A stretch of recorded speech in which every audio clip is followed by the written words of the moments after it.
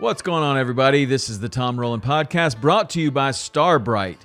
Brite is the maker of some of the finest cleaning products out there. Keep your boat shiny and awesome. Today, we have what I consider an unexpected gem in a conversation with someone that I have been communicating with over the text line. I do respond to the text line. If you're interested in talking to me, it's 305-930-7346. That is where I met Carter Smith-Wellman. Carter Smith-Wellman is a guide in Saint Croix, fishes out of kayaks in Saint Croix. He's the only inshore guide on Saint Croix.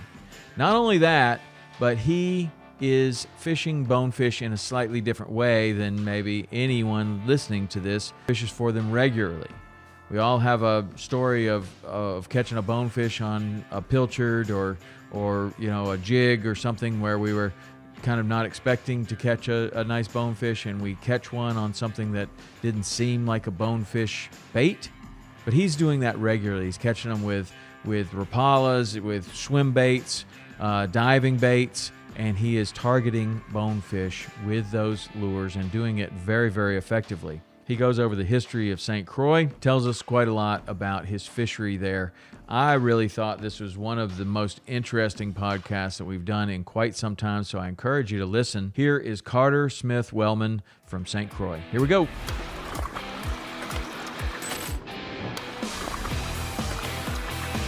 I'm Carter Smith-Wellman, and this is the Tom Rowland Podcast. Carter, what's up? How are you, man? I'm good, Tom. Thanks for having me on today. I appreciate it. I'm glad to have you on. I want to know about your fishery. Tell me where you are.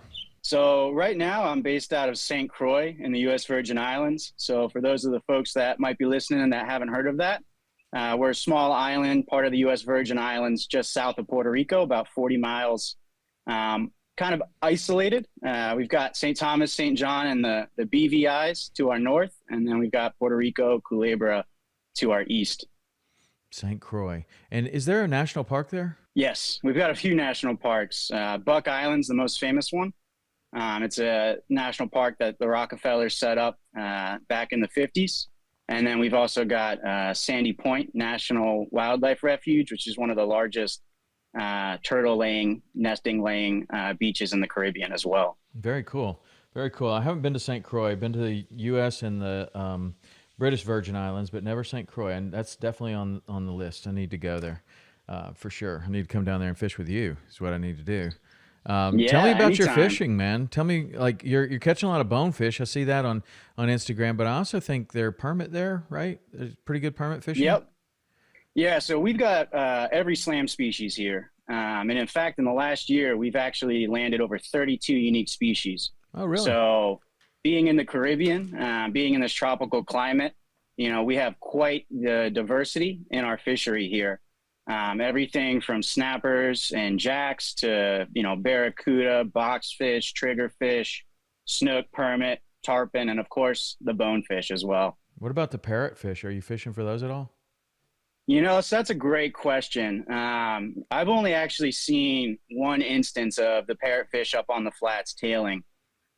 So for the most part, those parrotfish tend to stick more to the deeper coral reefs. So we don't typically target them too much. They're actually a popular fish to eat down here. A lot of the commercial guys down here will get them in fish cages. And so we call them pot fish, basically just any sort of fish that you catch in a pot and you cook in a pot. But as far as recreationally going, not too common for parrotfish to be seen kind of on our flats. What about triggers? So triggers are around, but again, they typically also like a little bit of that deeper water. So you could potentially go for them, but we've just got so many other species here that at some point you kind of have to pick a lane and really become an expert at what you want. And so for us, and for me personally, it's the slam species that I really try to focus on and really try to kind of get my clients on those species specifically. And so as far as the tarpon goes, tell me about the way that you fish for tarpon or where you find them. What type of areas are you able to find them in? Yeah, absolutely. So we've got two different ways that we can fish for tarpon. One of them is on the flats. And so our flats here, you're probably pretty familiar with this in the Caribbean. A lot of grass, and then we have these big sinkholes, kind of potholes we call them, where it's a depression in the flat, and you're going to have anywhere from 6 to maybe 3 foot of additional depth. And a lot of time, what we see happen here is the bait gets brought up on the flat, and the birds are diving on it in the skinny water, and that pushes them into these deeper pockets. And that's typically when we see those tarpon and those snooks show up on the flats to feed on them. But what's really cool down here is in June, we had our first huge patch of sargassum come onto the South Shore here. And so that sargassum, if you're a tourist, that's your worst enemy because that could ruin your vacation. But if you're an angler, that's probably the most exciting thing you can see or smell is a bunch of sargassum, because what that does is St. Croix is an extremely isolated fishery. And so we don't have a lot of new nutrients that come to the island. The island is very self-sustaining. But with the sargassum mats, it brings in those sargasso crabs. It's been bringing in anchovies. And so we've been having a lot of tarpon, bonefish, and snook feeding on those sargassum lines. So we've probably hooked 2,000-3,000 pounds of tarpon just off of this one beach over the last 30 days. Wow. It's been some of the best tarpon fishing I've ever seen. That's really 400 or cool. 500 individuals just on a little 2,000 strip foot of beach. So did those tarpon come in somehow from the deeper water and now they're available to you because they follow in the seaweed, or were they there all the time and they're just concentrated now? Like, what do you think is going on there? Yeah, that's a great question. So basically, this island has 14,000 foot drops on the north and the west sides, as well as the south side. So there's not very many inshore fish that are going to traverse the second deepest trench in the Caribbean Sea. So for the vast majority of our fish, including tarpon, they're going to be here 24/7, 365. The key is where are they, not if they're here. Right. And so what happens is when you get those big sargassum mats that come in and you get 1 million bait fish in a bay, you'll probably get tarpon 2, 3, 4 bays down, making that journey to find that. And so, in a month from now, I could go fish this spot and there won't be a single tarpon. Really? But when they show up typically anywhere from 50 to 500 individuals at a time. Wow, that's so awesome. And what we have in the Keys, we have something that we refer to as a shrimp hatch. And when our sargassum piles up, then, the shrimp hatch really will be shrimp coming out of the mangroves, but it happens a lot around these sargassum patches and these areas that kind of smell sulfury, like you're talking about.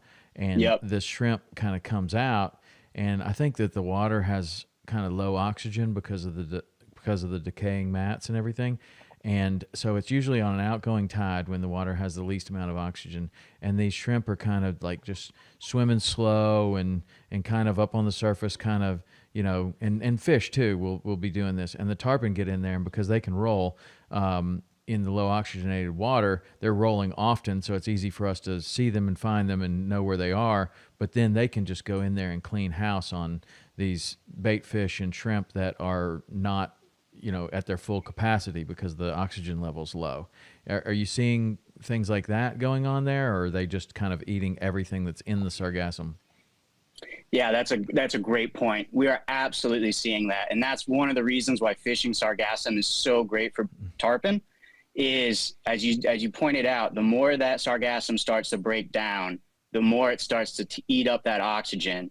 And so when we're going on fishing these sargassum mats, you're seeing them tailing all the time. I mean, it is a sight fishing dream. And the beauty of it is you can wade out into about probably 3 foot of water. So you're about, waist deep, maybe a little bit, just under the chest. And what I like to do is get out to about 2-3 feet from the edge of that sargassum line. And what you'll see is tarpon rolling right on the edge. I mean, we're talking within a fly rod distance of where you're standing. And that is absolutely what we're seeing. Now, what's interesting is we went out on Monday. And we had some pretty strong winds. We had 20, 30-mile-an-hour winds, and the seas were white capping in the bay. And we didn't see one tarpon roll. Now, we hooked up a few. We caught a couple big ones. Seemed like the 50, 60-pounders were out there that day. But that was really interesting because for the first 3-4 weeks, you'd go over there and it would just be hundreds of tails. Absolutely incredible.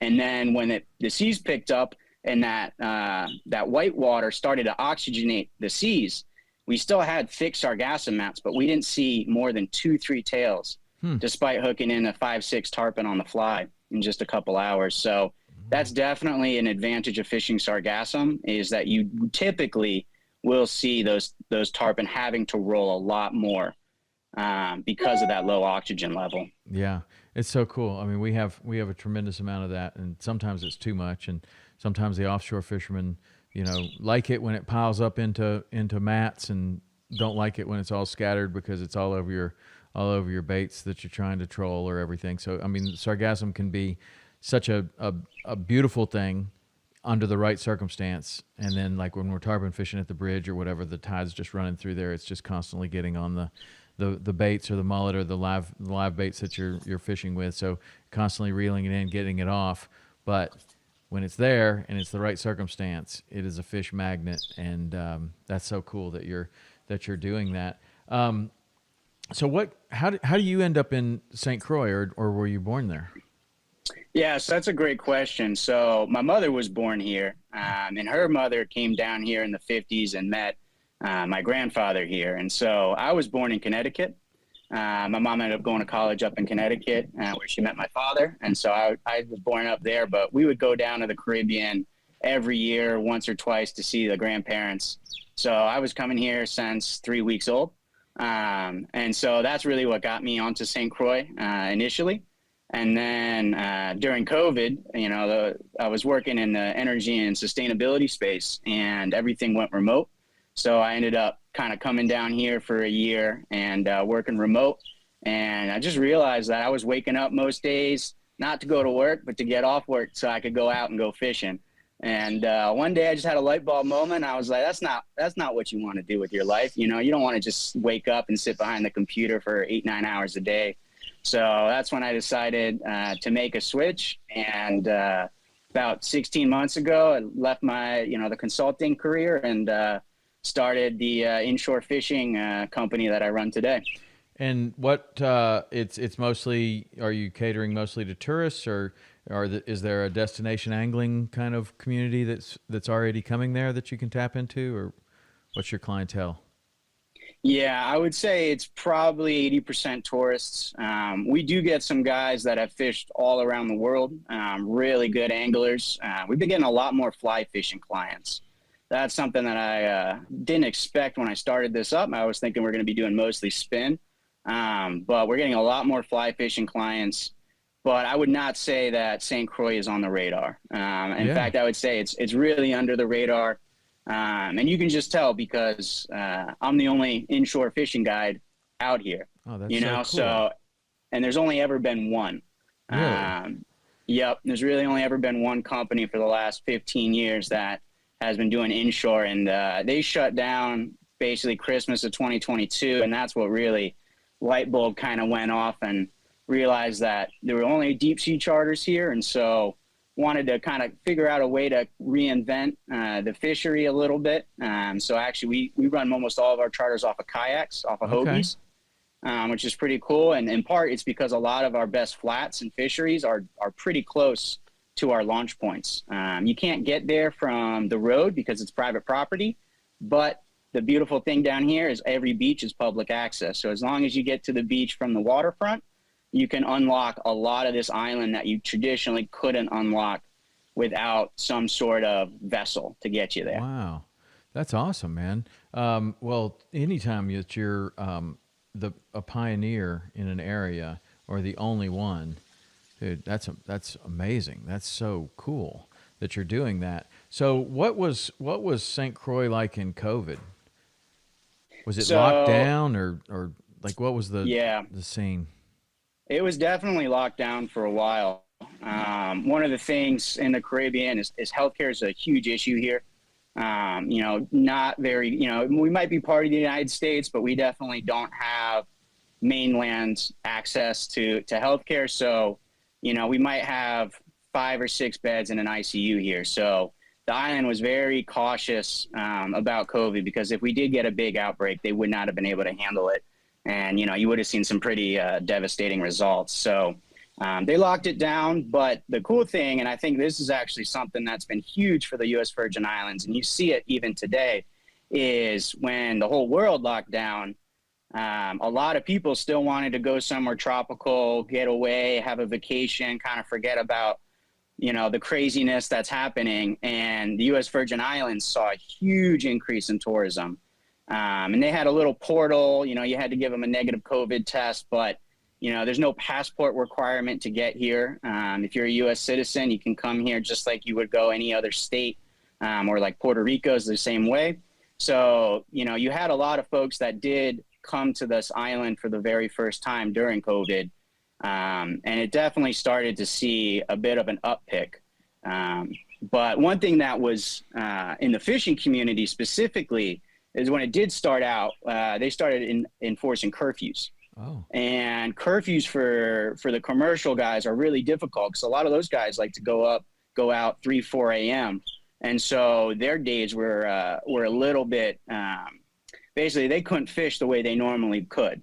And so there was probably about 6 months right at the beginning of COVID when, we didn't really understand what was happening, how bad it could be.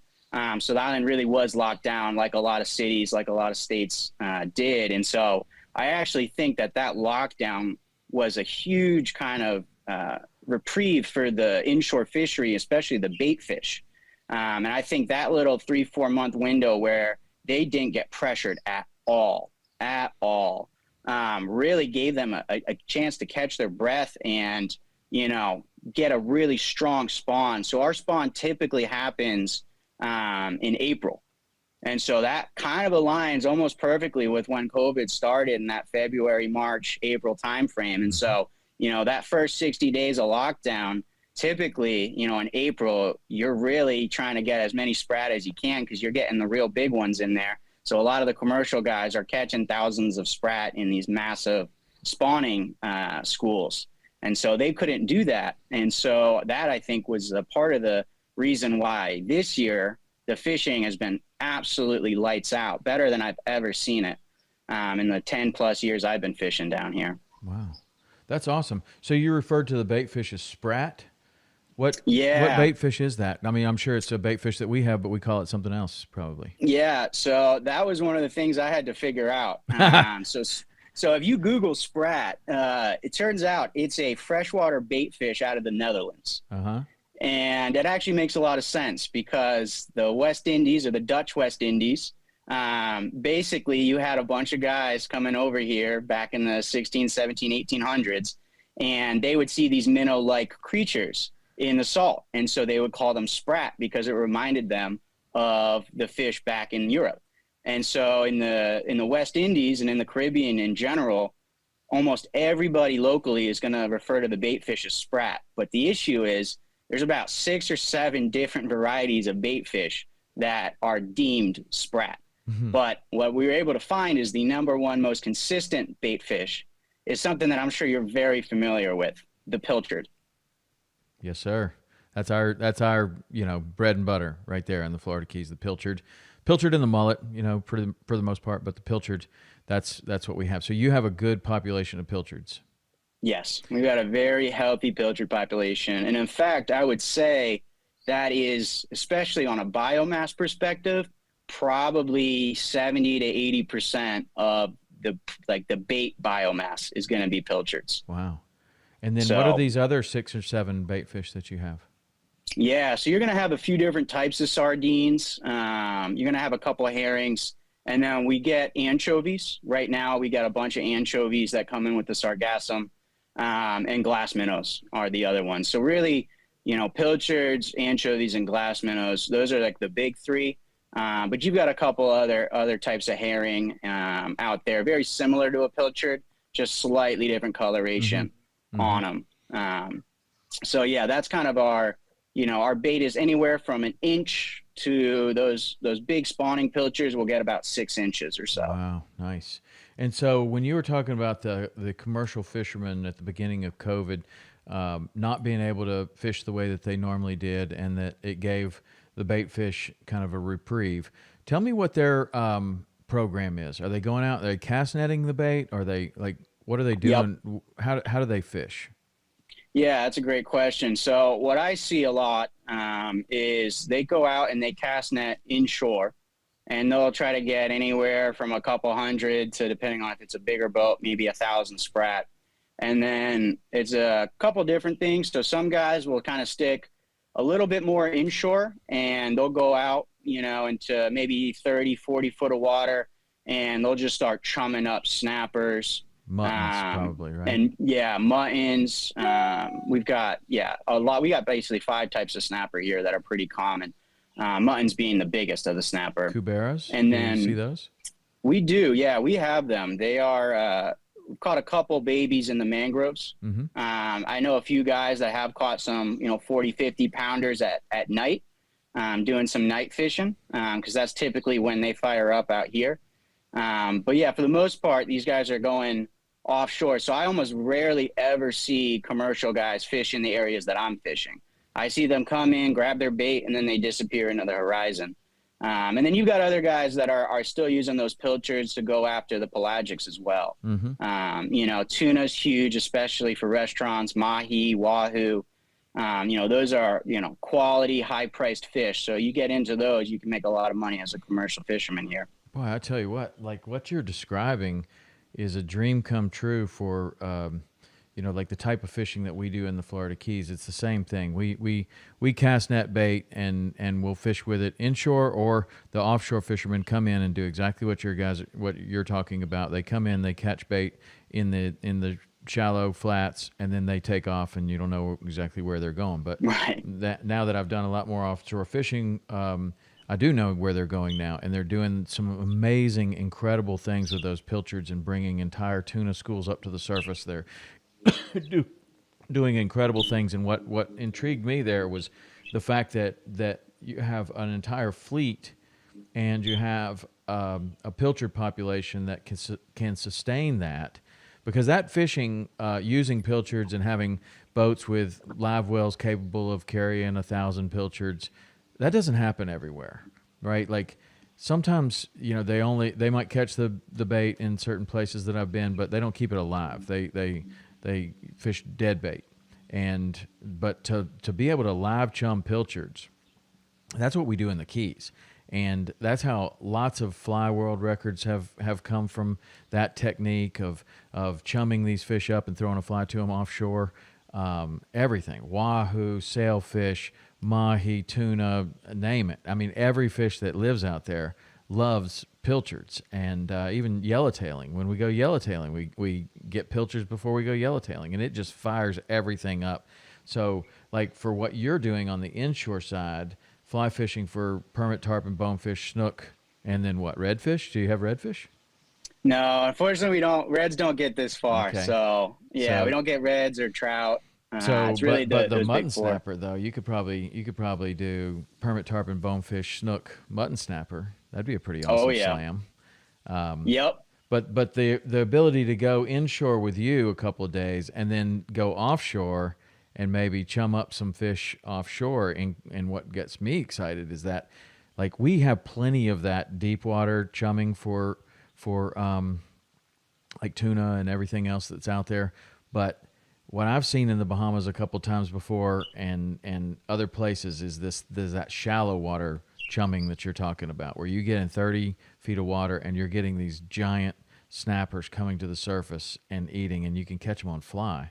That is, man, that sounds amazing. But so does your inshore fishing. Like your what you're talking about, fishing the sargassum weed and the tarpon and the permit and the snook and all that stuff. That sounds amazing. You could put together a really amazing trip here, is what I'm gathering from this interview. And I didn't know some of this. I didn't know that you had that offshore fleet, and I didn't know that you had snook there either. Like, oh yeah, there's a lot to be discovered in Saint Croix. So what's the history of St. Croix? It's a U.S. territory, but has it changed hands a few times? Has it been a British colony? Like, do you know the history of it? I do, yeah. So there's a great book by a historian down here called The Eight Flags. And so basically his book goes and documents the 8 different nations that ran St. Croix at some point in history. One of those 8 being pirates as well. So this was a huge, St. Croix is, again, it's very isolated. If you go south of St. Croix, the next land you will find is Venezuela. So if you are, sailing back in the day and you miss somehow Puerto Rico and you miss the BVIs and St. Thomas, St. John, which is kind of all connected, if you get to St. Croix, you're good. If you pass St. Croix, you're in trouble. Mm-hmm. And so, basically a lot of pirates would use this island to ransack the Spanish on the South Shore of Puerto Rico. So we had French, we had English, we had Danish, we had Dutch, Knights of Malta even on this island. And so eventually it ends up in the Danish hands. And after World War I, the United States is worried that Germany might start to buy up islands in the Caribbean to use as military bases. And so we purchased the islands in the 1920s from the Danish for, I think, about $25 million in gold. Which would be about 800 or 900 million today if you held that gold for 100 years. And so basically, a little bit of history. It actually, what's really neat about St. Croix is if you go back and you try to find some documentation on kind of the first fishing that was happening here, the first thing you'll find is the 1950s. And there's a guy, a pretty famous guy named Ted Williams, who actually discovered St. Croix in the 50s. And he would stay in King Christian, in Christiansted, which is kind of our main, call it a capital city. It's our main, we have 2 big cities here. That's our main city. And he would go out with one of the local park rangers to our southeast shore, the flats over there that I fish today that are loaded with fish. And he would go out after bonefish. And actually, there's a few articles that had him stating that St. Croix was the best bone fishing he had ever experienced in his life. And Ted Williams is no chump when it comes to fishing. A lot of people know him, 19-time All-Star. I'm a Connecticut guy, big Red Sox fan. So, to me, I argue he might be the best hitter of all time. But he was actually a Hall of Fame fly angler as well. And he set dozens of world records on the fly back when he was fishing. And one of the really interesting things here, and this kind of blew my mind when I learned it, is if you're ever down here and you see some of these older gentlemen still doing the hand lines, the big spools, they just kind of whip it out and just let it sit on the bottom and wait for stuff to eat it. If you talk to them about bonefish here, they might give you a blank stare. And we might be part of the United States, but Crucian culture is very unique. It was a huge sugar plantation island. And so you had a lot of Europeans as well as Africans brought here to work and run the sugarcane plantations. And so there's actually a really strong culture here. St. Croix is one of the first islands to have basically a slave revolt that shut down all of the plantations here.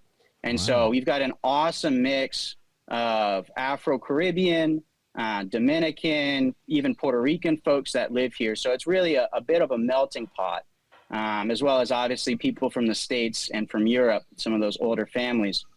And so what's really cool is that, you have different names for fish down here. So when you're talking to these older local guys, they'll call permit cobbler, they'll call creval, covali, and then the bonefish.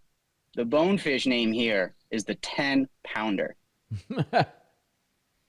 And when I heard that, I asked the guy and I said, 10-pounder, I've never heard a fish be named after a size like that, like feel like calling a fish the 36-incher. So I asked the guy, what does that really mean? Were they big? Like, were they 10 pounds? And he just takes his finger and he points the tip of his index finger and he traces a line all the way back to his shoulder. And he said about yay big. Wow. So about the length of a man's arm. And I think that's why Ted Williams said that this was some of the best bone fishing in the world, because to have a a fish we called the 10-pounder. That's not a 1 in 100 catch. You're catching that pretty consistently. So that was, one of the first things where I realized there's something unique happening on this island here. But unfortunately, that fishery never became what it could have been. So in the 50s, you have Ted Williams documented down here. In the 60s, they decided to industrialize the South Shore. And the site that they chose to industrialize was a 700-acre mangrove lagoon, the largest mangrove lagoon on the island. And they put in the world's largest oil refinery in the Western Hemisphere, and they put in one of the largest aluminum refineries in the Caribbean. Wow. And both of those places basically dredged up all of the mangroves, backfilled the channels, and, well, they weren't well regulated. Let's just put it that way. So from the 60s to the 70s to the 80s, they did a lot of things that we didn't find out about until the 90s and early 2000s. But long story short, that destroyed probably the biggest nursery on our island. And what it also did is our entire South Shore is one contiguous flat that has maybe 20 different bays. But if you were to trace the fringe and coral reef line, that will be anywhere from a quarter mile to 2 miles out to sea, depending on which bay you're in. That reef line will run the 23-mile South Shore. That is something you do not see in St. Thomas. You do not see in St. John. You don't see it even in Vieques or Culebra. And that South Shore is where I'd fish 90% of the time. Wow. But when they did build that refinery, they created these 30, 40-foot deep water shipping channels, 6 or 7 of them. And what it basically did is it split the island in half. There's a lot of studies that show that fish do not like going over deep channels. That's where the kudas are. That's where the hammerheads are. And so basically what I think it did is it broke the island in half. You probably had fish that would swim from the east side to the west side and back. And now they basically swim 12 miles.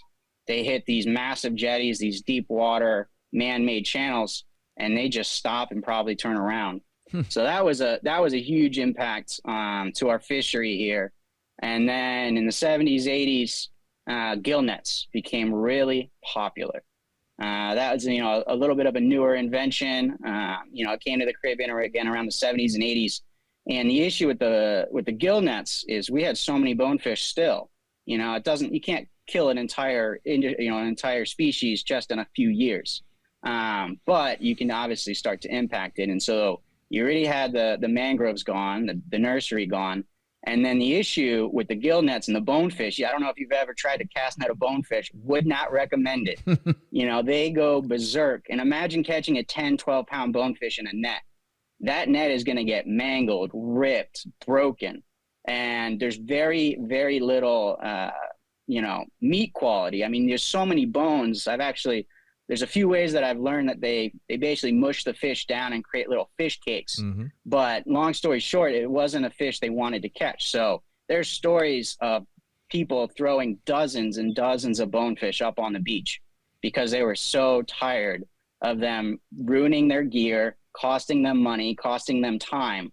And so basically by 1993, when Dr. Aaron Adams actually from Bonefish Tarpon Trust started out as a marine biologist down here, he's got a few articles that he's quoted saying that he had to fly to St. John to get his first bonefish because They were gone. They were completely disappeared. And that's probably why almost everyone listening to this has never heard of Saint Croix as a bonefish spot. Because by the 90s, with the South Shore Industrial Complex, with the gill netting that happened, the bonefish population disappeared almost entirely. Wow. And so that it's used a lot as an example of how quickly you can take a world-class fishery and bring it to the point of oblivion, basically, or non-existence. Mm-hmm.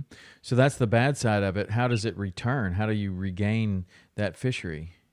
So the good news is, so that's the bad news. The good news is in 2001, the aluminum refinery finally got caught for all the things that it did, and it got sued by the EPA, and it closed the next day. And then in 2004, the Caribbean Management Fishery Council declares tarpon and bonefish illegal to kill puts a moratorium on taking tarpon and bonefish in Puerto Rico and the Virgin Islands. And then in 2006, which quite frankly, gill nets had gone out of style before that, but in 2006, gill nets are officially banned in the U.S. Virgin Islands. And then in 2012, the oil refinery again gets sued by the EPA and declares bankruptcy the next day and leaves island. So within a span from 2001 to 2012, a 10-year span, all of the things that I just mentioned on paper get fixed. Wow. So the industrial complex is a shell of what it is. It's no longer polluting. You finally got basically some court cases in. So they had to spend $40-50 million cleaning up a lot of the toxins that they put into our the salt ponds and the lagoons and the channels. So by about 2014, from a legal standpoint, everything is now officially clean and healthy.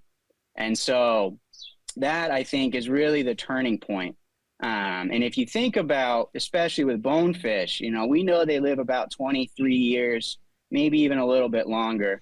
But if you think about 2024, and we go back to 2001 when that aluminum plant closed, that's about one, full generation of bonefish later. And a lot of the fish we're probably getting today were born within the last 10 years, maybe even the last 5 years. And so I think that was a huge turning point for this island starting to pick up again and starting to rebound when it comes to the inshore scene here. Wow, that's really cool. It always goes back to just, we've had different things in the United States here with the redfish, and they were fishing for mullet so aggressively that it was really damaging to the redfish, and they stopped all that. And it wasn't long after that the redfish rebound to an incredible level. I mean, the red fishing now all over the state of Florida and many other places is so good. And but that's a fish that was on the brink of not being around, maybe, or not being very good, and it was very difficult to find them for a long time. But if you give nature a chance and you set the regulations, you can see some amazing things. So that's a great story of what happened there, and hopefully it doesn't repeat itself in other places. But what goes on with that refinery and all that closed down? Is the building still there? Is what happens with all that? Yeah, that's a great question. So yeah, we actually are still right now. There's still a lot of political will trying to reopen the refinery. Really? So we had a company come in and open the refinery a few years ago and restart production, and within a couple years they had basically made so many mistakes, spewed a lot of oil all over the South Shore. EPA came in. It's one of the only times the EPA has actually used the Clean Air Act to shut down a refinery. And so they were shut down. They sold at auction for like $60 million. And we're talking about a refinery that at one point refined 20% of all gasoline in the United States. Wow. Like, we're talking one of the largest refineries in the world. Even today, if it was to reopen, it would still be in the top 15. And so there's still a lot of political, it was a huge job creator. You got to look at it from the other side too. This island was at one point one of the richest islands in the Caribbean because of that refinery and because of the high paying jobs. And then gas was so cheap here because you had so much of it. Energy was cheap. So the island really could thrive. And so there's still a lot of people that want to bring Saint Croix back to that kind of quote unquote glory day of the 70s, where you had well-paying jobs. You had a lot of businesses that were, feeding and clothing and doing trips and excursions with the folks, from the oil rigs of Texas and Louisiana that would come down here as well. So there's still a lot of political pressure to open that refinery again. But this time the EPA has got them on the top of their watch list. Whereas back in the day, the EPA never even came down here for probably 20, 30 years to check anything. So there's still pressure to keep industrializing here, but there's a lot of locals that no longer want that because they've dealt with the fallout and they don't want their cisterns full of gas again. They don't want to have to, clean their roofs because oil droplets are all over them and, all over their cars and, creating all of this smog and other kind of negative impacts that you get from heavy refining. So the opposition, when you're trying to avoid that, they've already been through it once and they've seen what happens and they don't want that again. There's a big economic boom if you reopen it. Is the opposition now that we can keep the island super clean and bring tourists here, and that's going to replace the economic loss from the refinery? Is that because that's what you typically it's got to come down? It comes down to money sooner or later, right? Like it absolutely comes one down group to money. one group wants to bring in the oil, the other group wants to bring in tourism. One group wants to bring in the cruise ships, one group wants to keep them out. I don't know. You always see these different things, but it comes down to that's a tremendous amount of money that could come into that community. So the opposition has to address that. Like, if we're not going to bring this in through oil, how will we bring it in? I'm just curious of what that kind of temperature is there. Seems like that would be a real dividing line between locals. Yeah, it absolutely is. You've got folks that, again, it's all about economy and jobs, and you got folks that are saying, hey, the reason that they didn't do this on St. Thomas was because they didn't want St. Thomas to be inundated in a negative way when it comes to tourism. Well, now Saint Croix, a lot of my clients are first timers to Saint Croix, and there's been a change. St. Thomas is real built up. You can have 2, 3, 4 cruise ships in a day. You can have 20,000 people on cruise ships. Saint Croix, you come here and it's like the country. We like to say St. Thomas is the city, Saint Croix is the country. And so a lot of people like the slower, laid back vibe, kind of the longer, less built up island. And, that is really driving a lot of tourism today. People don't want to necessarily go and stay at the Ritz-Carlton anymore. Yes. You got those folks, but you got a lot of folks that say, give me a boutique, give me some unique nature, give me just my own beach that doesn't have 300 people on it. And that's where Saint Croix is really appealing to folks. And then the other piece, honestly, about the refinery here is it's never going to be it's a shell of what it was. I mean, it laid idle on a salty ocean for 7-8 years. If you drive by it, it looks like an apocalyptic movie set. And I've always said they should just film movies there. I mean, it's rusted. You've got huge piles of waste. I mean, it's been picked through and scrapped to the point where it really is a massive eyesore, and it's extremely difficult to restart it. That's why they had issues when they tried to do it prior, because you let something sit for a year here, it's going to be rusted. You let something sit for several years right on the ocean, and good luck. Anyone listening to this that owns a boat, that boat does not get used very often, knows that if it's around saltwater and the best thing you can do for a boat is use it every single day.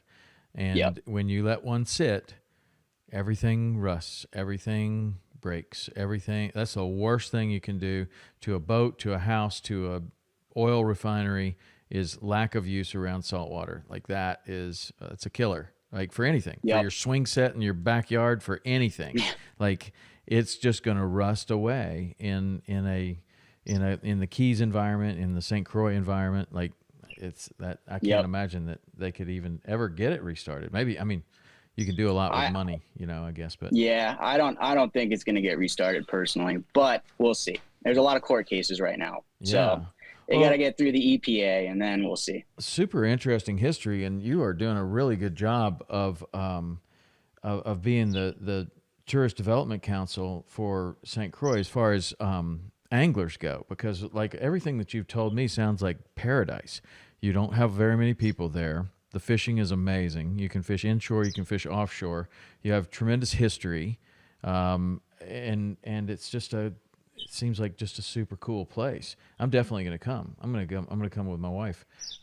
She just had a hip replacement, so as soon as she starts feeling better, we're gonna come down there. I'm going to fish with you, and that sounds amazing.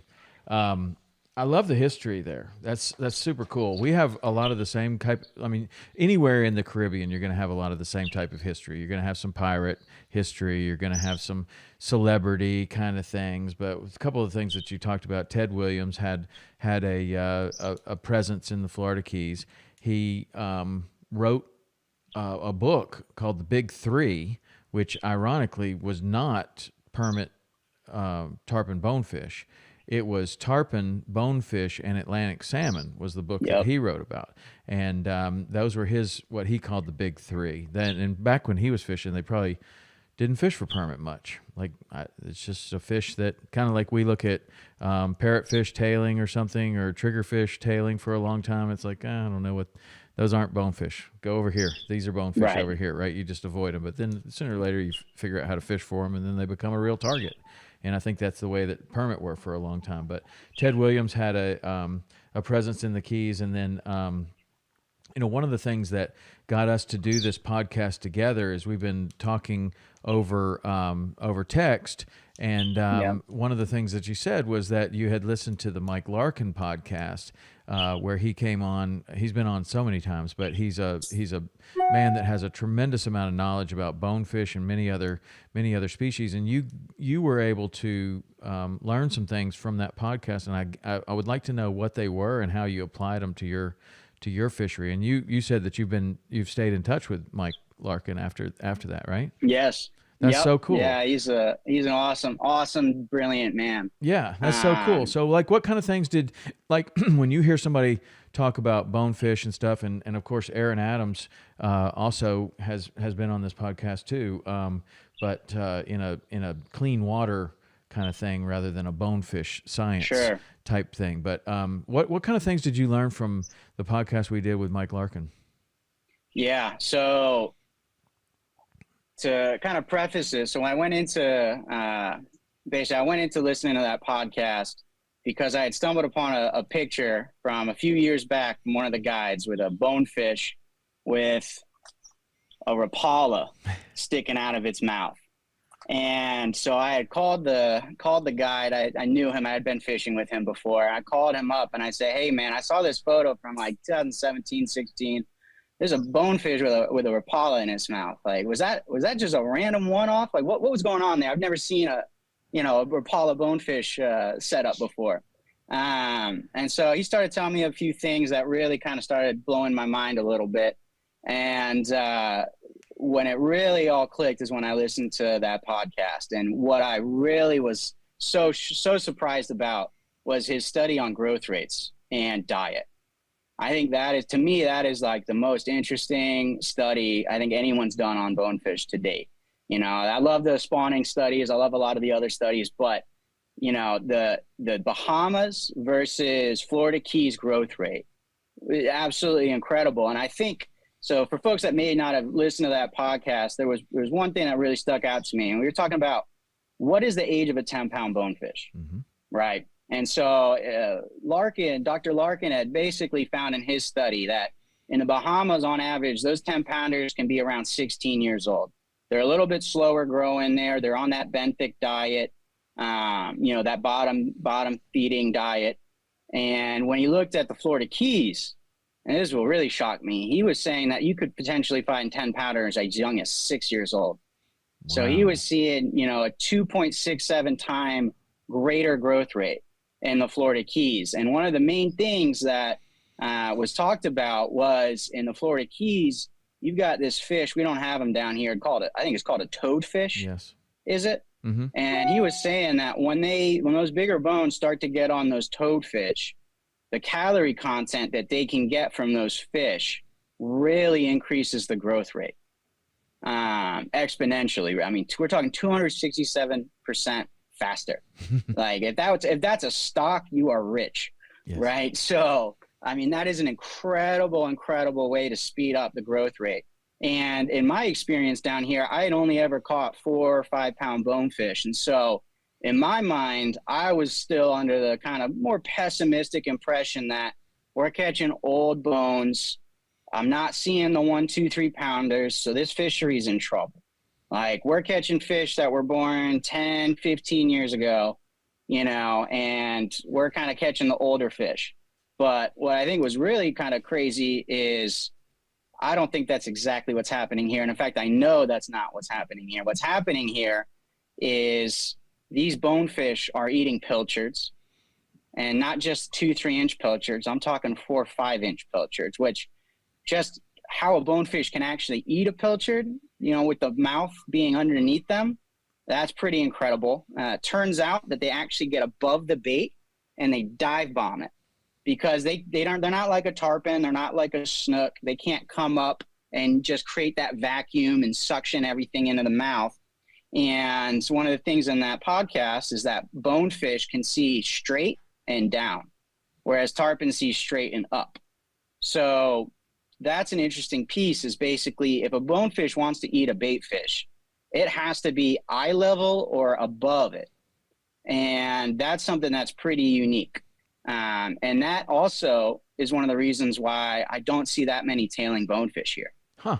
There's a few spots where I see tails consistently, and they're going after these ghost shrimp that burrow in the sand right on the beach, kind of where the waves come up, and kind of churn that sand up, and the bonefish use those waves to help kind of undig those shrimp. But if a bonefish is feeding on bait fish, you're not going to know unless you start to really get into the ecosystem and start to see, okay, this is what it looks like when a bonefish is eating bait fish. And what does it look like? All you see are these little, it's almost like big raindrops. These, I call them pitses, just this little pit, pit, pit, pit. And you don't really see the fish, you don't see any tail coming out. If it was a tarpon or a snook, the snook, they make that really unique snook sound when they come up and hit something on the surface. Tarpon here are flying out the water when they're feeding. So it's really easy to see a tarpon feed. And so basically you just see this bait going crazy, but it's not jumping like a jack would run through it and it makes the fish fly everywhere. All you're seeing is just this little bit of a surface disturbance, and there's a lot of bait around. And that's because those bonefish, they can't eat off the surface. They probably don't eat anywhere within 18 inches of the surface. They're eating pretty much that middle water column and down. And when I see this behavior, I would say it's anywhere from 2.5 to maybe 6 or 7 feet deep. So we're still talking pretty shallow, but we're not necessarily talking like a flat. Maybe more of a beach that kind of slowly kind of tapers off and then forms a flat around 8 or 10 feet. So we call it maybe a little bit of a deeper water flat for down here. And so I got to see this really well this past month with the sargassum. And I think this is what's crazy. I don't know many places, and tell me if I'm wrong, where you can go for tarpon. And I had a bunch of military guys down here doing some training with the Air Force National Reserve here, and brought them out fishing. And we were going for tarpon. We were cooking up the tarpon. And then all of a sudden, out of nowhere, we just start catching bonefish. We didn't change our lure setups. We're using 50-pound leaders. We're using 4-inch swim baits, big half-ounce bucktails for these tarpon. And all of a sudden, these guys start hooking up to bonefish. How big a bonefish is eating a 5-inch swim bait? Anywhere, it's incredible. As small as 3 pounds. But typically, the bonefish here are around 5 pounds. Basically, what I would say is a fish under 24 inches is what I would consider small here.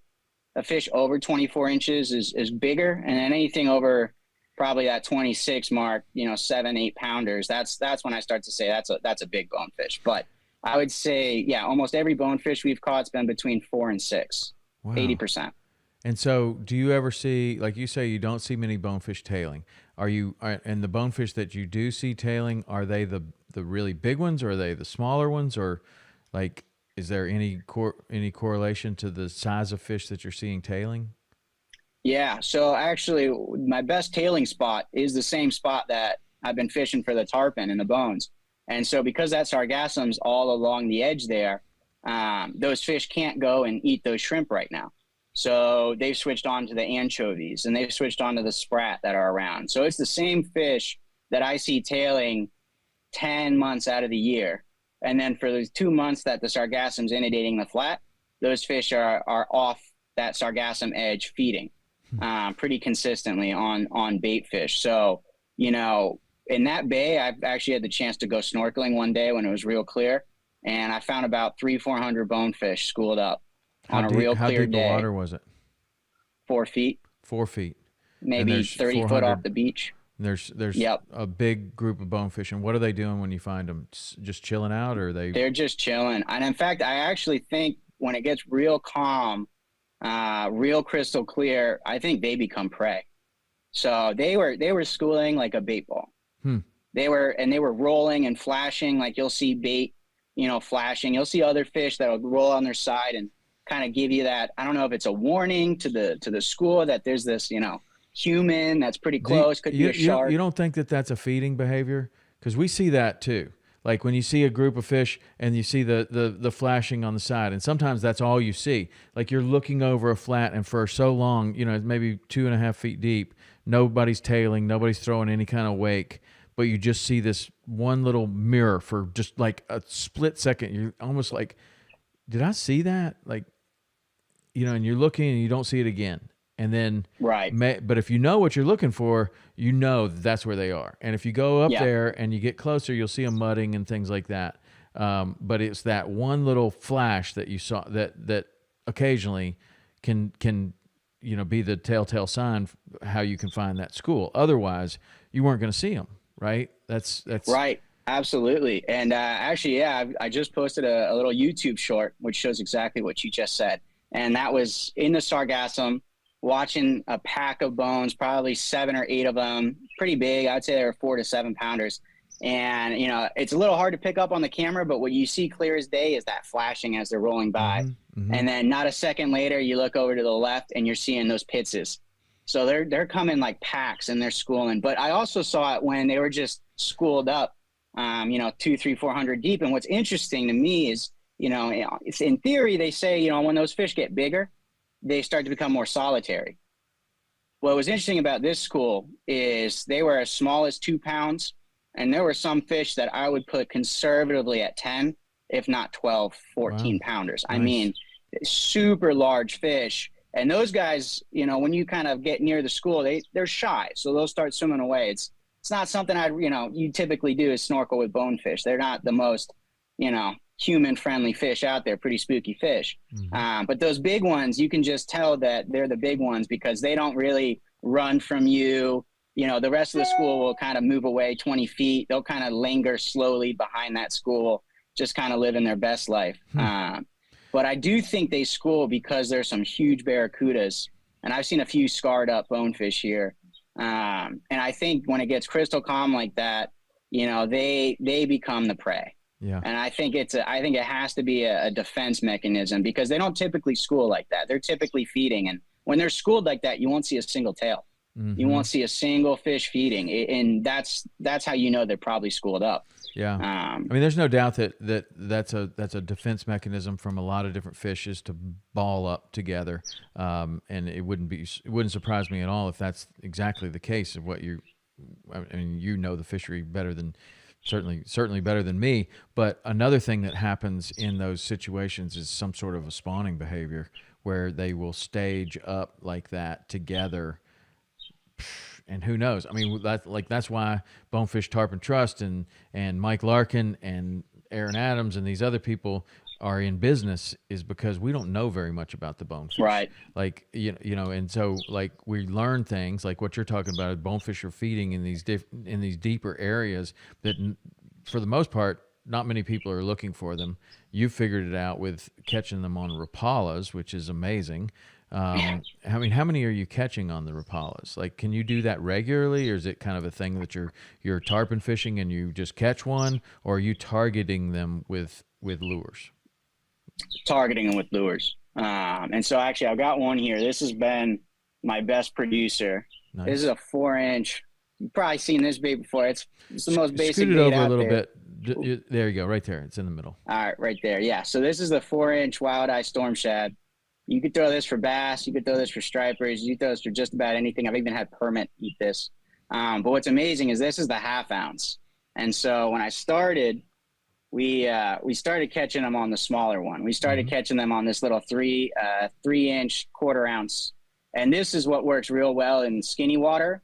And actually, this is what we troll. So we've caught about 6 or 7 bonefish trolling off the kayaks using these guys, which is pretty crazy. Awesome. Yeah. I mean, you could so catch a awesome. mutton, a barracuda, a jack, or a bonefish. Do you have wire? These days. Are you using wire too? No. I'm usually using 30 to 50 pound fluoro. Okay. Typically, bonefish will eat wire. They will eat it. I've caught them on Interesting. wire. Okay. Yeah. I didn't know that. I mean, I would think that if they're going to eat that thing, they're going to eat it with 40-pound fluorocarbon, or they're going to eat it with wire. They'll eat it either way, I think. Yeah. And then you won't get snipped off every time a cuda eats it.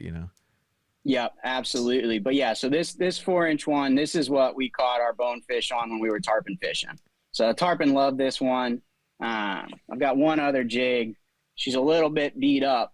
Lost a few feathers here. Yeah, that's much more but, like what we fish with, and you Yeah. know, so I fished with this guy. His name was Mitch Howell, and he was the best I had ever seen at this. And he would always come in these tournaments, and he would win, you know, the artificial division, and he would always catch bonefish. And I finally had the opportunity to fish with him, and we fished a number of tournaments together. And I was so excited to fish with him because I wanted to see what in the world he was doing catching these fish on jigs.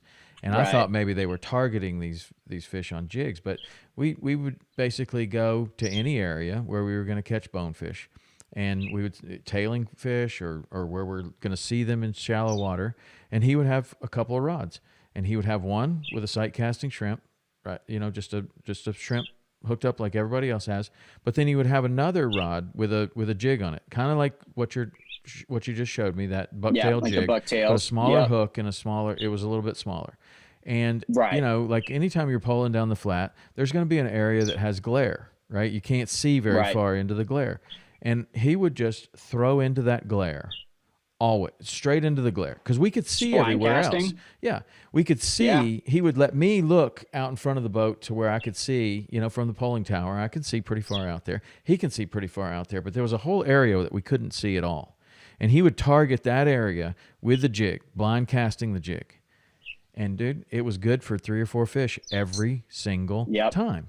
And, you know, and I'm watching how he's doing it. I'm like, that doesn't seem like the same thing that we're trying to do when we're fly fishing for them or whatever. And we're imitating this thing that goes down to the bottom. The fish comes up to it and we move it out of the way like it just got scared, and the bonefish jumps all over it, right? With a jig, they were definitely chasing it down, and they were definitely eating it. And it was in the same areas that they were doing all of this other stuff, but we couldn't see them. But we would catch a lot of fish that way. And the reason I know that they will eat wire is because there would also be these, you know, anything from 12-inch to 24-inch barracudas all over the flats up there, right? You probably have the same thing going on. Oh, yeah. And so we're throwing those jigs. Well, those barracudas love those jigs. And so, they do. You know, we would throw out there and snip. They, you know, you'd just get a little bump and no jig. Then you'd have to tie another one on, and we'd go through 24 jigs. I'm like, I'm putting wire on there. I'm gonna put some wire on there. I can't go through 24 jigs every time I come out here, right? So I just put a little wire on there, and I'm thinking, you know, this will be fun for the other guy to catch a few barracudas, right? We'll just keep the rod bent. It'll be fun, and then we'll just be really looking for the bonefish. Well, sure enough, first bite, bonefish on the wire. Like, oh, that's weird. Then it just didn't seem to matter. Like that thing's moving, and they're not getting a real good look at it anyway. And they ate the wire just as good as the fluorocarbon. But I got a question about what you're talking about, these big raindrops and the way that you're seeing these bonefish tailing, or not tailing, but feeding in the deeper water. And you referred to it as big raindrops, and then you referred to it as something else. I like to call it like a pits. I don't. Like it's just pits. Like, okay. You know, it's like boop, boop, boop, boop. Yeah. Like it's just these little like droplets. Yeah. So, like when we're cast netting pilchards, that's what we look for. We look for that on slick, calm days. You see that happening. So when you're seeing this, and you're associating it with bonefish feeding on these fish, do you think what you're seeing is the bait fish doing what they're doing, like when we're cast netting them, and you just see the bait fish making these kind of raindrops? And it sounds like it's raining too sometimes. Like you can hear them, and you hear like a little crack. The bait fish, the pilchards, will make like a little cracking sound, and then you know the guys that are good at throwing the cast net, they're like, it was right over there, and you move the boat right over there, and then you're going to throw the net. But what you're seeing, are you seeing the bait fish making this disturbance that you're calling big raindrops or pits, or do you think it's the bonefish making that disturbance? Just want to be clear. I think it's definitely the bonefish, because especially at the sargassum line that we've seen, that we were seeing in the last couple of weeks. You know, there's millions of bait on that line. You won't see anything, and then all of a sudden you'll just start seeing, you know, and the thing that you also see along with it are the flashes of silver in the water, right? Because when those Now, bait the fish bait fish flashes of silver, or the bonefish flashes of silver? The bait fish in particular. Okay. And you'll start to see those bait fish freaking out, and then they'll go calm again. And you wouldn't know they were there unless you saw them. So for me, I would definitely say, I think, there's plenty of times where, pilchards are just doing what pilchards do. Like they stick on the top when they're spawning, they come up and they slap their tails. Mm-hmm. And, if you have spawning pilchards, you'll see that same pitching happening. Doesn't mean there's any fish there. But if we're not in spawning season, 100%. And what do you consider spawning season? What months? For us, March and April. Okay. So any month outside of that, if you're seeing that behavior, you're pretty sure that it's bonefish feeding, or you can at least, you think they're bonefish underneath those. Yeah. And so you're throwing a Rapala into that and catching bonefish. Yeah, exactly. Wow, and honestly, so cool. what I think is actually more fun. I'm a big spin guy personally, but fly fishing, mate. I mean, for bones, you can get a nice medium light setup and get a great spin setup going and get that reel screaming, but there's nothing better than fly fishing. And I think my favorite thing is, especially when I get the guys that, they're like, yeah, man, I caught, 20 bonefish in Belize. I've caught, 15 bonefish in the Bahamas. I've caught stuff on Christmas Island. They're world travel guys, and they come to me and they show up, and I've got something like this on, which is a EP minnow. Yeah. Is what that guy is. Big EP minnow. This is what we use for snook and tarpon, but I'll put something like this on, or if we're in dirty water, we go black and purple. Because with the dirty water, all that matters is a profile, in my opinion, down you're here. Fishing that they for just bonefish. need to see a That's profile. Your go-to fly for bonefish. This is my 6-pound killer. I mean, she's pretty rusted up, a little beat up, so she's kind of retired now. But this one, say the water's 3 feet deep. Are you trying to keep that in the mid water column, or are you putting it on the bottom?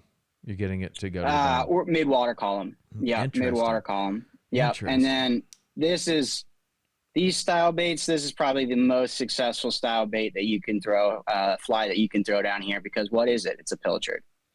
It's a greenback. Sometimes I have a couple that I like that are a little bit darker green. Yep. But that chartreuse, what I love about this one is that chartreuse gets seen in that tannic water. So when we're fishing, muddy conditions or deltas from salt ponds that are bringing out tannic nutrient rich water, and basically you'll have like crystal clear water next to dirty water. Yes. These are fantastic. And so really, like, this is probably the number one style fly to throw here. And what's amazing for anything. Well, I can see for it. You don't even have to explain it for everything else, but for bonefish, just to be clear, that's what you're throwing. Because I can guarantee you that if you go to Christmas Island, the only reason that you have that in there is you might see a small trevally that you're trying to throw to. You don't throw that at bonefish. Yeah. But what I think is so interesting about this conversation is that when you're telling me all of these things, I'm thinking back. My friend Simon Becker, who's one of the best guides in the Florida Keys, he tells me his story about catching his first bonefish, and he was just going out to this beach in the Florida Keys to catch anything, right? And so he comes from an offshore background, and he wires together 2 deceivers, basically the same fly that you just showed me. He wires them together because he thinks he's going to catch maybe barracuda, maybe a Jack Crevalle or whatever. So it's on wire, then there's wire between the 2 deceivers, and it's not 1 deceiver like you're holding up, but 2. So 2. Right. And he throws out he sees a splash or some sort of disturbance, throws out there and catches a bonefish. It was the first bonefish that he ever caught. And you think about it as a fluke, like caught this bonefish on a deceiver.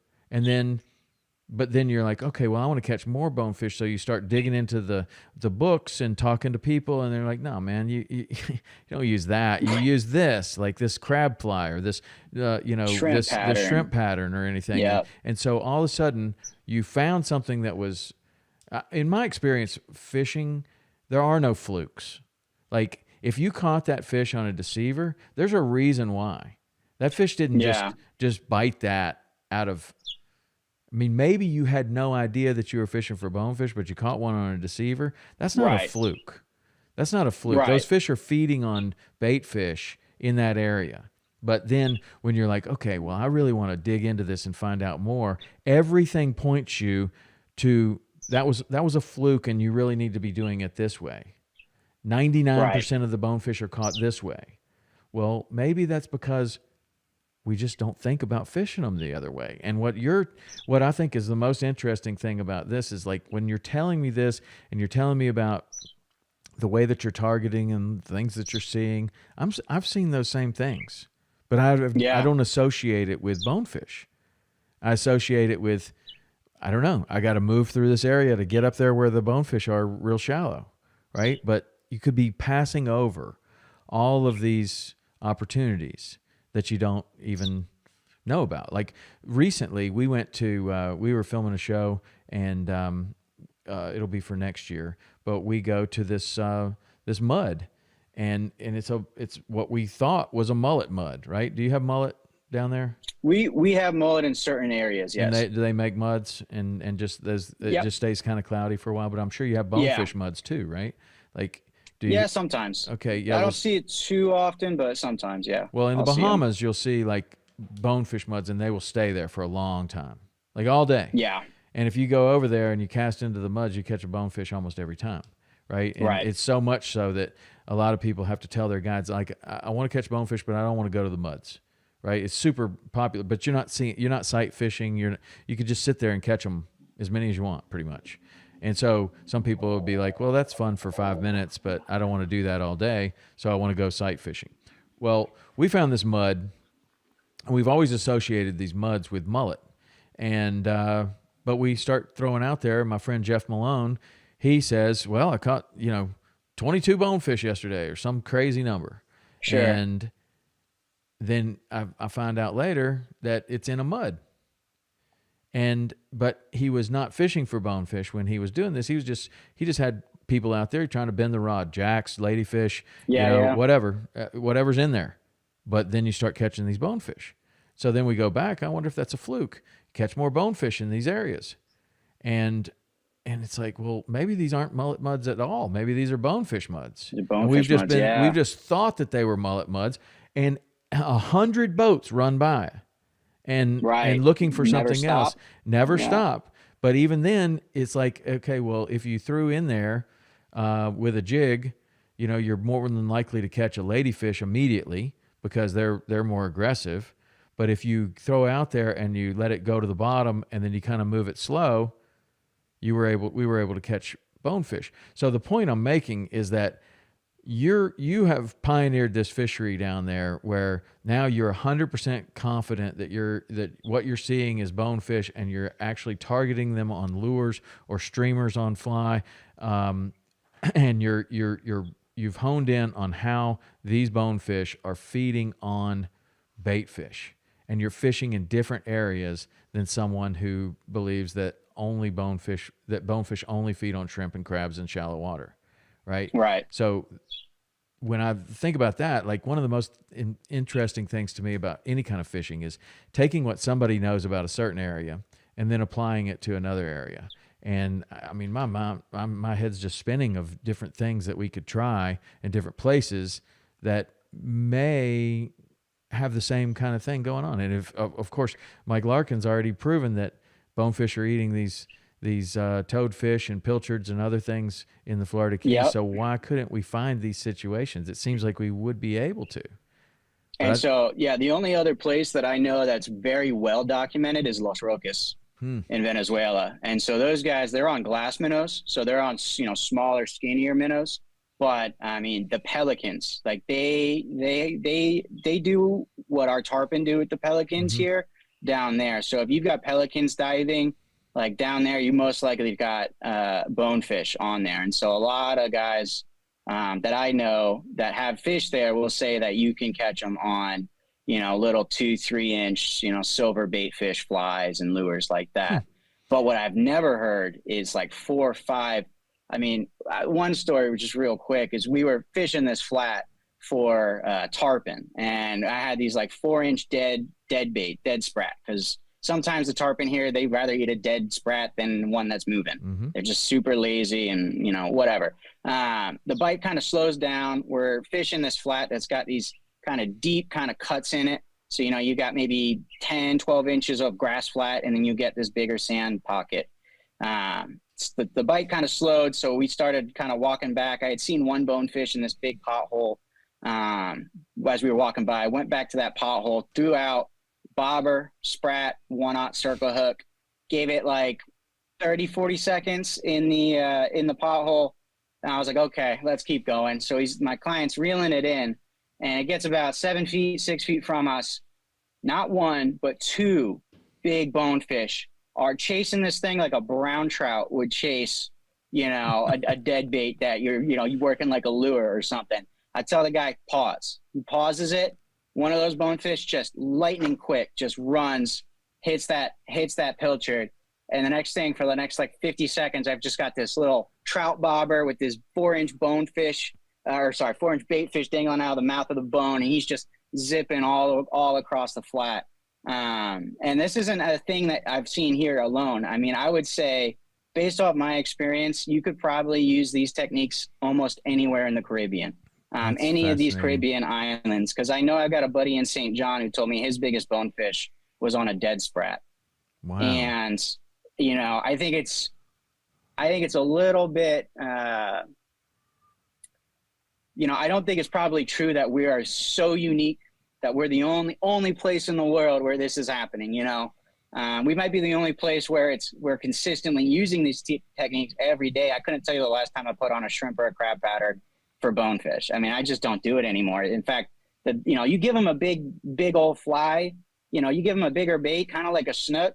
You know, they want those slightly bigger baits sometimes, and I think they just see a meal, and it's too tempting to pass up. You know, sometimes with those smaller jigs. I mean, I still use bugs jigs all the time, and you know, we still sometimes use crab and shrimp patterns. You can catch them. It's not that you can't catch them traditionally. You absolutely can. But for me, you know, you can catch them as good, if not better, on these bait fish patterns than you can on your traditional bonefish patterns. Wow. And why not catch them on a bait fish pattern if you can, right? You know, you can catch them anywhere, you know, on the other stuff. Like you come to Saint Croix, let's throw on those 2 to 4 to 5 inch, you know, pilchard imitations, and let's have some fun. That's so cool. That's kind of how I think about it. That's really cool. And I'll tell you what, the way that you described your home there, I think you're going to have some people coming. So we're going to tell people how they could reach you if they want to come down there and go fishing. Yeah, definitely. So my company's called Silver Kings Kayak Charters. We're online, silverkingsvi.com. Also on Instagram and YouTube, Silver Kings VI. We have a lot of really cool stuff. You'll see some of our bonefish. You know, been able to video some of the stuff we've talked about today. You got YouTube, or are you on Instagram? Yeah, YouTube. YouTube and Instagram, Silver Kings VI, as in Virgin Islands. Okay, both are the same. That's our tag. Yep. And then silverkingsvi.com is our main channel, and we're always updating it, you know, with new photos, blogs, you know, fishing techniques and tricks, what's working, what's not. So, you know, we're always trying to provide a wealth of information for folks that are coming down here and may have no idea what they're getting into. And so if you are coming down there, is there a certain area that you prefer your people to stay in, or is the island small enough that they can be anywhere and you can fish with them wherever they're staying, or how? So I'm the islands, not familiar enough with the island yet. Yeah. So the beauty of this island, that's a good point. So the beauty of the island, it's 23 miles long. So from tip to tip, you're talking maybe a 60-minute drive. So pretty much if you're staying, most of the best fishing is on the South Shore and out to the east.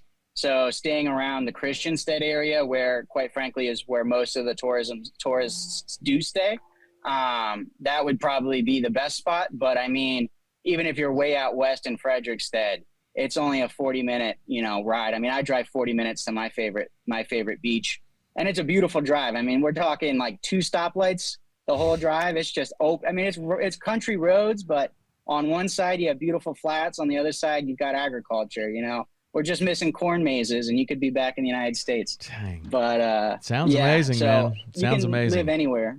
Yeah. Stay anywhere. Okay, so we figured out how to do that, and typically, on the podcast, we have this thing called the hot seat, and typically we do it in the beginning, but we started out with such a good conversation that we're going to close out with the hot seat. But before we do, I wanted to mention that we are recording this on July 3rd, and on July 3rd, if anyone has been paying attention to the radar and what's going on in the tropics, there's been a very large, very aggressive hurricane that skirted you. Give us a little update on what that hurricane was before we close it out with a hot seat. Yeah, so this is something that we're keeping our eye on here, because you may have heard this is the first Category 5 to ever form in June in the history of recording. So this is really rare. I kind of knew this was going to happen. Our surface temperatures in March were what they should have been in June. So we're about 3 months ahead of schedule from a water temperature perspective. And the tricky thing about these storms, so this storm really impacted what we call kind of the Windward Islands, so the bottom part of the archipelago, St. Vincent and the Grenadines. Really devastating to see there. So, keeping them in prayers and thoughts for those guys as they recover. We've had a couple Category 5s through here, and it absolutely is devastating. Even with the backing of the United States, we still had no power for 6 to 8 months after Maria and Irma came through in 2017, wiped out St. Thomas, Saint Croix, and Puerto Rico. Probably remember those storms were pretty massive. Yeah. And that's something that is kind of scary a little bit, is this storm is 200 to 300 miles south of us. And yesterday, and even today, you might have heard a little bit of wind gusts. Apologies if that messes with the audio, but we were getting 20, 30, 40 mile an hour gusts here and there. And then the seas were projected over 14 feet yesterday. They're projected at 12 feet today. So we're keeping the kayaks in the storage unit right now. We're not going to go brave that. But we even got rain bands, and we're 200-300 miles away. And this storm is so massive and so powerful. And this is common, even if they don't get to Category 5, the amount of rain and the impact of these storms. And you see this in Florida, I'm sure, you might not get a direct hit, but, you can get flooded. Even just a tropical storm can shut down the airports and flood streets these days. And it's really it's the rain that can be real devastating. So luckily, we didn't get really impacted in any significant way at all. But we obviously are still feeling it. The skies are pretty gray today. It's still gusting probably 20 to 30 today. It'll probably keep gusting that until tomorrow. Then we'll go back down to our normal 10 to 20 mile an hour winds. But yeah, it's something, especially if you're going to be traveling to the Caribbean in the summertime. Usually I would have said August, September, but now I guess we have to say June through September, maybe even into October. You want to obviously keep an eye out, make sure that there's no storms coming, to make sure that you're safe, and that you don't get caught up in a situation down here. So it's something that unfortunately we're dealing with. The world's a little crazy when it comes to the climate and weather patterns and some of the strong storms that we're seeing. So, it's something that we got to keep our eye on here, but we got lucky this time. And unfortunately, some of the other islands didn't. And that's kind of how it goes. Some years you get lucky, some years you're the unlucky one. Yeah. Well, I'm glad to hear that you're safe, and certainly prayers and thoughts for the people that are in that storm's path previously and in the future here. Still, it's a serious storm. All right, so to change it up a little bit, Carter Smith-Wellman, we've got you on the hot seat, and these are just quick questions that we go through to get to know you a little bit better, and it's designed to actually give us something to talk about in the beginning. This is the first time we've ever done it at the end, because you're a natural, dude. You should have your own podcast. So here we go. Text or call? Text. Chocolate or vanilla? Chocolate. Inshore or offshore? That's an easy one. Inshore every day. Fly or drive, or boat, I guess. Sorry, say that again? Fly, drive, or boat. Oh. In your situation. Yes, fly. I'm going to go fly. Favorite athlete of all time? Tiger Woods. Oh, I thought you were going to say Ted Williams. Destination you'd like to visit for fishing? The Yucatan. U.S. Virgin Islands or British Virgin Islands? Oh, come on, U.S. It's a softball. A movie that makes you laugh. Yeah. Step Brothers. What is your most productive time of the day? Right now. Which is morning, Yep. Yeah, I'd say 9, 10 a.m. One thing that you've changed your mind on in the last few years. How quickly nature can really recover if you let it. Good. Don't be as pessimistic as some of the people out there are. Best piece of advice you remember being given? If you don't dream big enough and you're not a little bit scared, you're not dreaming big enough. I would say that's it. I love it. Who told you that? It was in a song. Okay, that counts. From my childhood. What's your standard order at a coffee shop? I gotta go cold brew, cream, 1 pump of caramel, not 2 or 3, 1. Okay. An underground or unknown place on your island that tourists would never find, but they would enjoy. Shell Island, offshore K. Okay. Tell me about it. That's where I catch my bonefish. It's incredible. So when they dredged all the industrial stuff and they cut through the corals and they cut through the sand, the one good thing they did is they dumped it all on this little island, and they built up this island. And it's probably one of the most incredible islands I've ever seen. On one side, you've got hundreds of permit tailing every day in the corals, because when they dredged it up, it's half coral, half sand. So they put all the corals on the back edge facing the deep water, and you've got these coral flats and these huge drop-offs. And these permit will live in those drop-offs, come up on the coral flat. You have hundreds of jacks. We caught 15-pound horse eyes in the middle of the day. Yeah. And then you walk across the island 5-10 minutes, and you're at my favorite bonefish spot where, as I said, if I see those pitses happening there, 1,000% that's bonefish, and I know it, and you're going to get on a bone. So like 2 days ago, we went, caught a 15-pound permit on one side, came back, caught a 5.5, 6 pound bonefish on the other. I don't know many places that you can do that. Sounds awesome. That's definitely a place too. Definitely a place that I want to go. Favorite cheat meal? Ooh, lasagna. Yeah. And then, in your opinion, what is your best catch or your catch of a lifetime? I gotta say it's the 8 pound bonefish on the Rapala. I still got her. She's retired. She's pretty beat up. She's lost her bill. Yeah, this is a new one. This is one that's, you can see the color difference, right? Mm-hmm.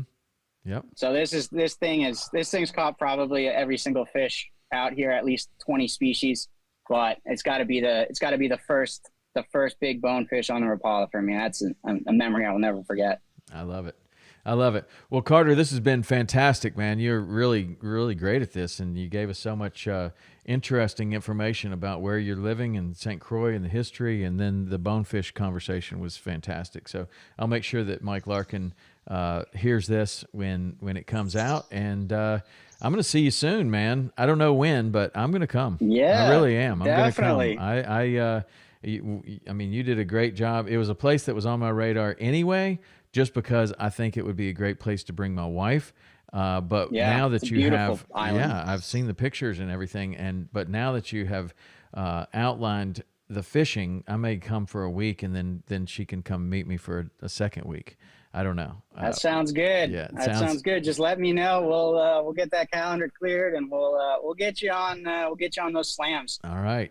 See if we can't get that 10 pounder. Let's see if we can't find that 10 pounder. We've seen a few running around, but she's still eluded us so far. But they're out there. Okay, it sounds awesome. I'm definitely going to have to try to catch one of your permit too, because that's ultimately that's my favorite. But anyway, all right, Carter, thanks so much for joining us. And if you are interested in following him, definitely go to his Instagram and his YouTube. And I think I'm going to check out your YouTube. I already have you on Instagram, but the YouTube, definitely going to check that out. All right, thanks. We'll be back next week with another guest like Carter and help you to get better at fishing. All right, that's it. See you.